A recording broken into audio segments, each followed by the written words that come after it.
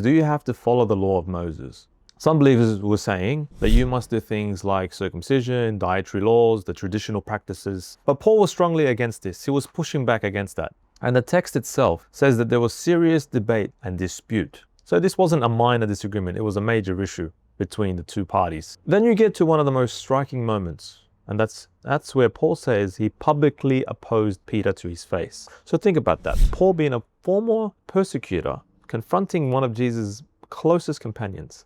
We know that Paul made no mention of Jesus' extended family, none of his parents, sisters, cousins, close associates like Mary Magdalene, nor does he trace Jesus' movements from Galilee to Jerusalem. Scholars like Golder, in his book St. Peter vs. St. Paul, shows there was never a single united church. There were two missions, one that was run from Jerusalem with Peter, John and James, and the other run by Paul from various centers. Here's some tension that we can see throughout Paul's letters. In Galatians 2, 1-4, Paul speaks of false brethren who were Christians from Jerusalem that traveled to see was observing the Jewish law. This is something that Jesus held very importantly. Paul also saw John, James, and Peter and spoke of them in a sarcastic way. But according to Acts, Paul seems to have engaged in some sort of hypocrisy near the end of his career. Paul also says, to the Jews, I become like a Jew. So in other words, he adapted his behavior and his actions depending on the audience. And so we can actually see this in practice. Because even though Paul argues against needing circumcision, he still has Timothy, his companion, circumcised to fit in with Jesus.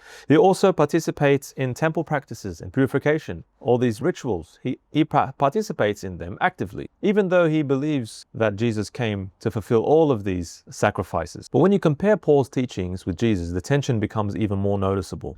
Jesus clearly says that he does not come to abolish the law in the book of Matthew, and that the law still stands and it should be followed. He emphasizes obedience, commandments, but Paul emphasizes something different. He focuses on justification by faith rather than the law. And this is where the disagreement between Paul and James is highlighted. So it seems like there's a shift. Even things like marriage and divorce, Jesus and Paul don't seem to be aligned on those points as well.